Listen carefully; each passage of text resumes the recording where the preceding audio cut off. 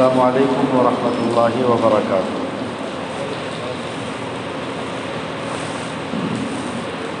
الحمد للہ وحدہ والصلاة والسلام علی من لا نبی بعدہ، اما بعد فقد قال اللہ تبارک وتعالی فی القرآن الکریم والفرقان المجید، اعوذ باللہ من الشیطان الرجیم، بسم اللہ الرحمن الرحیم، وَأَنَّ الْمَسَاجِدَ لِلَّهِ فَلَا تَدْعُوا مَعَ اللَّهِ أَحَدًا، وقال تعالى ادخلوا في السلم كافة ولا تتبعوا خطوات الشيطان، صدق الله مولانا العظيم۔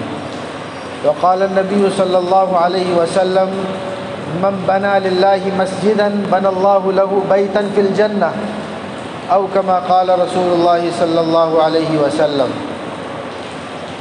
اللہ رب العزت نے اس کائنات کو بنایا، زمین اور آسمان کا پیدا کرنے والا وہی ایک ذات گرامی ہے جو وحدہ لا شریک ہے۔ وہ جو چاہتا ہے کرتا ہے، وہی خالق حقیقی اور مالک الملک ہے۔ تؤتی الملک من تشاء وتعز من تشاء وتذل من تشاء۔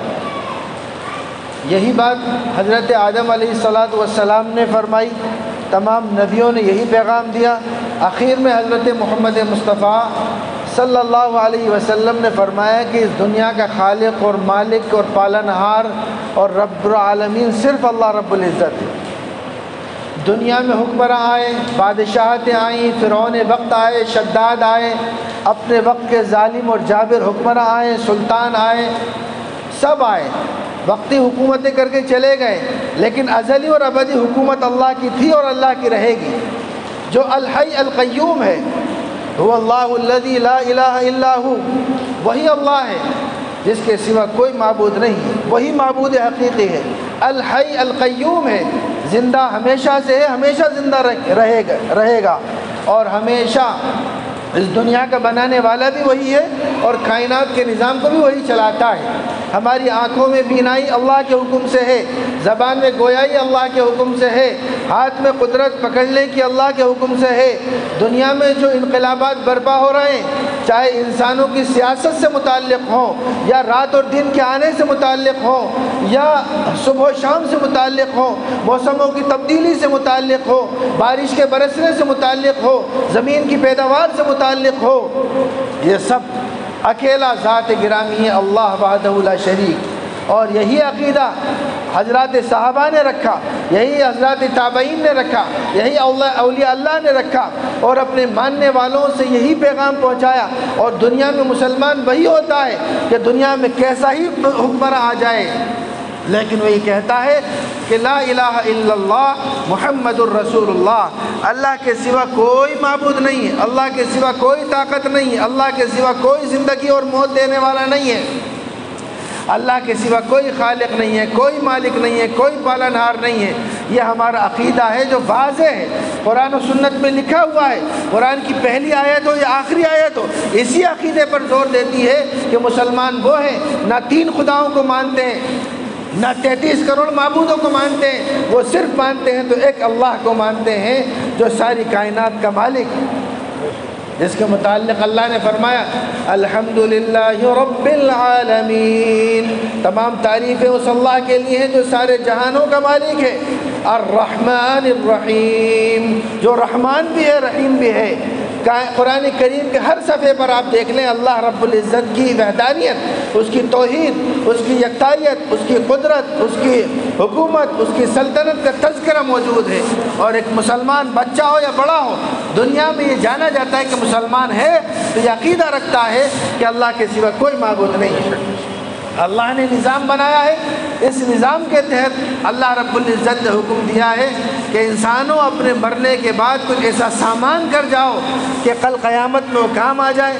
نیک اولاد بھی آپ کی مغفرت کا ذریعہ ہے، مسجد کی تعمیر بھی مغفرت کا ذریعہ ہے، مدرسے کی تعمیر بھی مغفرت کا ذریعہ ہے، بیواؤں، یتیموں اور مجبوروں کا خیال، ان کے مکانات بنانا، ان کا علاج معالجہ کرانا، غریبوں کا خیال کرنا، یہ سب ذخیرہ آخرت ہے۔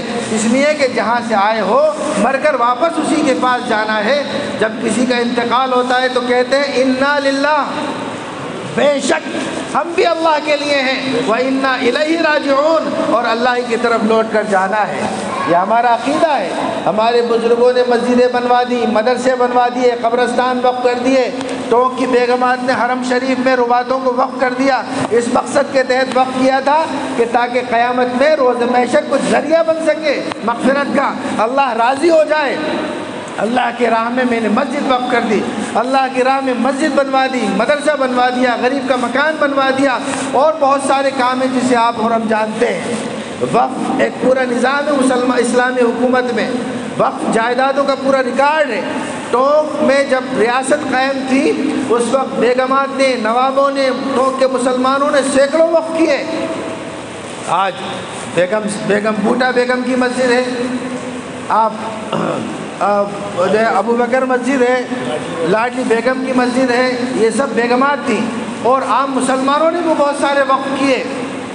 غرض یہ وقف اس لیے کیے تھے کہ وہ مسلمانوں کے کام آئیں، مسلمان اس میں نمازیں پڑھیں، مسلمان غریبوں کا خیال رکھا جائے، اس میں قرآن و حدیث کی تعلیم ہو۔ لیکن افسوس کے ساتھ یہ کہنا پڑ رہا ہے کہ اب موجودہ حکومت یہ چاہتی ہے کہ مسجدوں میں نماز نہ ہو، مدرسوں میں قرآن نہ ہو۔ ایسے مدرسے جس میں قرآن نہیں ہوتا وہ مدرسے نہیں ہیں، وہ اسکول ہیں۔ ہم اسکول کی تعلیم ضرور دلوائیں گے لیکن قرآن سے سبکدوش نہیں ہو سکتے، حدیث کی تعلیم سے سبکدوش نہیں ہو سکتے۔ اپنے اسلامی تہذیب و تمدن کو باقی رکھنے کا ہم نے فیصلہ کیا ہے۔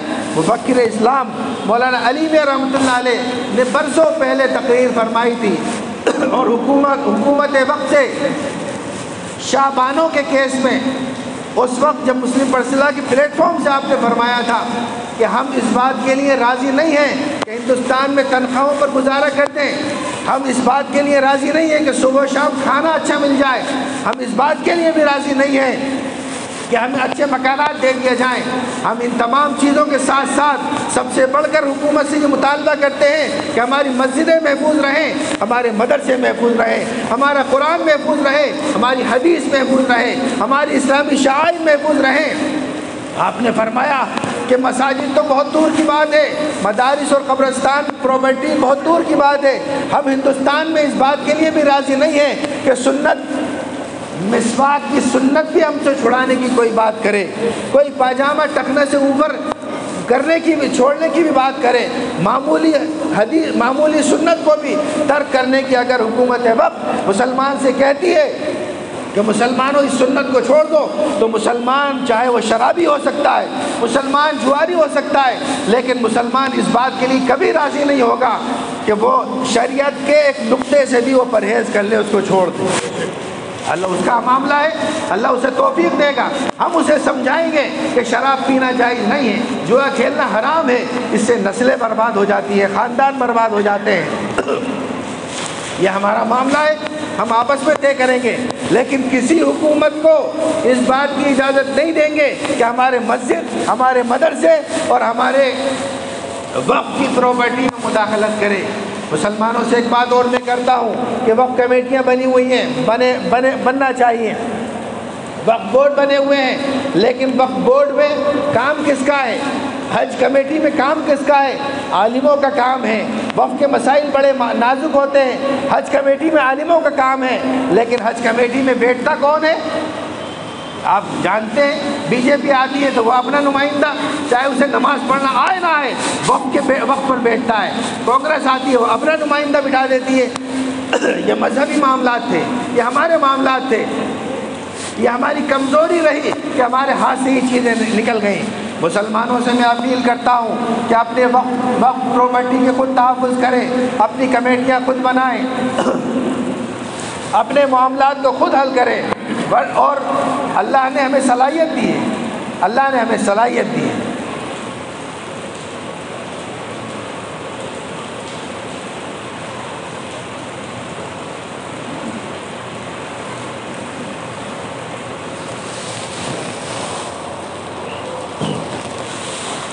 پندرہ 20 سال پہلے یا اس سے بھی زائد کی بات ہے، آپ کی جامع مسجد ٹونک، کچھ لوگوں کا مشورہ تھا کہ اسے حکومت کو دے دیا جائے۔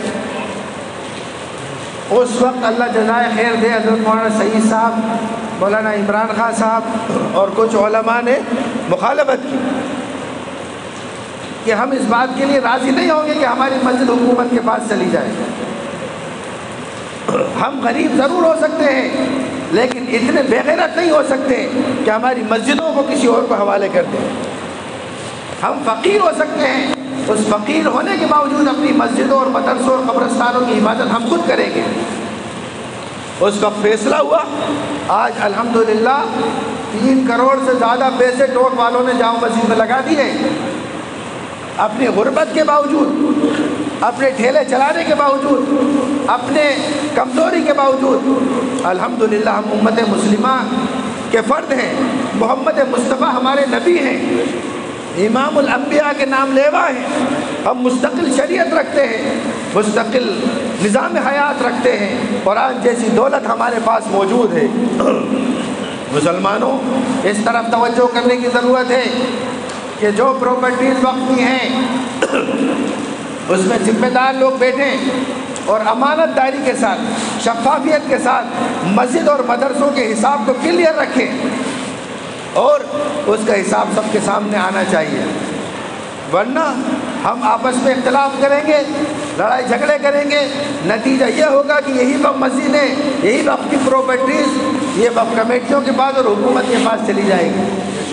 آج اے پی آر آئی جیسی دولت، لائبریری جو اے پی آر آئی ہے، 1,000 سال پرانے قرآن شریف اس میں موجود ہیں، اورنگزیب عالمگیر رحمۃ اللہ علیہ کے ہاتھ کا لکھا ہوا قرآن شریف موجود ہے۔ ہمارے بزرگوں نے بڑی محنتوں سے ایسے قرآن، ایسی حدیث، ایسی کتابیں جمع کی جو سونے اور چاندی اور نیلم سے لکھے ہوئے ہیں، اس کو ڈائریکٹریٹ بنا دیا۔ اب اس کی صورتحال یہ ہے کہ ہو سکتا ہے 3-4 سال بعد تالے لگ جائیں۔ جب اے پی آر آئی بنا تھا 55 لوگ اس پہ کام کرتے تھے، علماء اور دانشوران قوم و ملت، اور شوکت صاحب اور عمران صاحب اور خندہ صاحب اور منظور الحسن برکاتی صاحب، قاضی الاسلام صاحب، شیر قاضی صاحب، سب کام کرتے تھے۔ ریٹائرڈ ہوتے گئے، ضرورت اس بات کی تھی کہ اس میں تقرری ہوتی، لیکن سارا تقرریاں ختم ہو گئی، 4-5 لوگ رہ گئے ہیں، وہ بھی جب چلے جائیں گے اے پی آر آئی میں تالا لگ جائے گا، وہ قرآن، وہ تعلیمات جس سے استفادہ ہونا چاہیے تھا وہ محفوظ نہیں رہ پائے گا۔ اس کی طرف بھی فکر کریں۔ میں نے یہ مثال اس لیے دی ہے کہ مسلمان کتنا ہی کمزور ہو، اگر مسجد کا امام ہٹ جاتا ہے، مؤذن ہٹ جاتا ہے، صفائی کرمی ہٹ جاتا ہے تو وہ بے چین ہو جاتی ہے کمیٹی، کسی طریقے سے امام کو لانا ہے، کیسے مسجد کو رکھنا ہے۔ جہاں 3 کروڑ روپے ٹونک والوں نے اے پی آر آئی جامع مسجد میں خرچ کیے، اگر حکومت وقت اے پی آر آئی کو بھی ٹونک والے کے حوالے کر دے، الحمدللہ ٹونک والے اس کو دوبارہ چلا سکتے ہیں۔ اس میں ہمارے بزرگوں کے سرمایہ ہے، اس میں یہ لکھا ہوا ہے کہ ہندوستان میں 900 سال سے مسلمانوں کے معاملات شریعت کے مطابق حل ہو رہے ہیں۔ یہ کورٹ تو ابھی 70 سال سے بنے ہیں، مسلمانوں کے نکاح، طلاق اور خلا اور وراثت کے سارے معاملات شریعت کے مطابق حل ہوتے تھے۔ یہ ریکارڈ اے پی آر آئی میں موجود ہے، وہ ہمارے لیے ثبوت ہے کہ ہم ہندوستان میں نئے نہیں ہیں، ہندوستان ہمارے آبا و اجداد نے ہندوستان کو بنایا ہے۔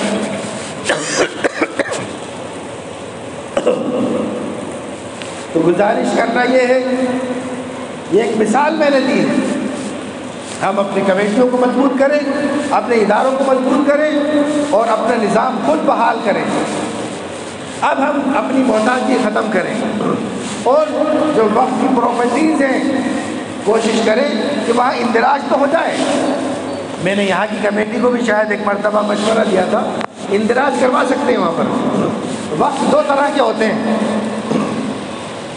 ایک وقت وہ ہوتا ہے جس میں مکمل اختیار کمیٹی کا ہوتا ہے، ایک وقت وہ ہوتا ہے جس میں مکمل اختیار وقف بورڈ کا ہوتا ہے۔ مدرسہ فرقانیہ، جامع مسجد اور یہ مسجد اور ایسی کئی مسجدیں ہیں کہ جن کا اختیار عام مسلمانوں کو ہے اور کمیٹی بنا کر سنبھالتے ہیں، لیکن کئی پراپرٹیز ایسی بھی ہیں کہ جس کا کرایہ اور جس کی تنخواہیں سب وقف کمیٹیاں لیتی ہیں۔ ہمیں توجہ اس طرف کرنا ہے کہ وہاں اندراج تو ہو لیکن اختیار اپنے پاس ہونا چاہیے، تاکہ کل ہم چاہیں ہماری مرضی کے مطابق امام رکھ سکیں ورنہ اگر حکومتوں کے پاس ہماری مسجد ہو، حکومت راضی ہے اس بات کے لیے کہ ساری مسجدیں اپنے انڈر میں لے لیں، سارے مدرسے اپنے انڈر میں لے لیں، لیکن ہمارے علماء نے منع کیا کہ نہیں، مسجدیں تو ہم خود سنبھالیں گے، مسجدوں کے نظام ہم چلائیں گے۔ خدا نہ خواستہ اگر چلی جاتی ہے حکومت کے پاس تو پھر جو اندیشے ہیں وہ میں بتا رہا ہوں۔ بی جے پی آئے گی، امام صاحب بی جے پی کے مطابق متعین ہوں گے، کانگریس آئے گی، امام صاحب کانگریس کے مطابق ہوں گے، اور حکومت کی مرضی کے خلاف ہوں گے تو ہٹا دیں گے، چاہے وہ قرآن حدیث کی بھی بات کرتے رہیں۔ تو مسلمانوں، میں نے واضح طور پر آپ سے کہہ دیا ہے کہ اس وقت جائیدادوں کو قبضہ کرنے کی نیتیں خراب کیے ہوئے لوگ بیٹھے ہوئے ہیں۔ ہم آپس میں اتحاد قائم کریں، اختلافات کو چھوڑیں۔ اصل مسئلہ وقف جائیداد اور وقف پراپرٹی کے تحفظ کا ہے۔ اس کے تحفظ کے لیے یہ صرف ایک مسجد کا معاملہ نہیں ہے، بلال مسجد کا، بلکہ پورے ہندوستان میں ہمارے بزرگوں نے لاکھوں مربع میٹر اور لاکھوں مربع گز زمینیں وقف کی ہیں۔ ان زمینوں کے تحفظ کا مسئلہ ہے، جس میں جو استطاعت ہے اس کے مطابق کام کرے اور وقف کے تحفظ پر کام کرے۔ واقف کی مرضی کو اللہ کی مرضی بتایا گیا ہے، یہ ہمارے فقہی نصوص میں لکھا ہوا ہے۔ واقف نے اگر یہ وقف کر دیا کہ مسجد بلال میں وقف ہوگا تو اس مسجد بلال اس وقف کو دوسری مسجد میں استعمال نہیں کر سکتے۔ اگر وہ قبرستان میں وقف ہے تو اس میں مسجد نہیں بنا سکتے، اگر وہ مدرسے میں وقف ہے تو وہ اس میں مسجد نہیں بنا سکتے۔ جس مقصد میں وقف ہوگا اسی مقصد میں وقف کرنا ہوگا۔ یہ بات علماء بتائیں گے، دیندار بتائیں گے۔ اللہ تعالی ہم سب کو عمل کی توفیق عطا فرمائے، ہم سب میں اتحاد اتفاق پیدا فرمائے۔ ایک صاحب نے ابھی 10 بیگھہ یا 20 بیگھہ کچھ سنا تھا میں نے، وقف کی ایک مسجد میں، اس میں انہوں نے لکھ دیا کہ اس شرط پہ وقف کر رہا ہوں کہ اس زمین کا اختیار وقف کمیٹی اور وقف بورڈ کا نہیں ہوگا۔ مسلمانوں، ایک دوسرے پہ اعتماد کرو، بھروسہ قائم کرو، چھوٹی موٹی باتوں کو درگزر کرو۔ اگر کوئی اختلاف ہے تو آپس میں بیٹھ کے سلجھا لو، ورنہ یہ نہ مسجدیں محفوظ رہ پائیں گی نہ مدرسے محفوظ رہ پائیں گے۔ اللہ تعالی ہم سب کو عمل کی توفیق عطا فرمائے۔ وآخر دعوانا الحمدللہ رب العالمین۔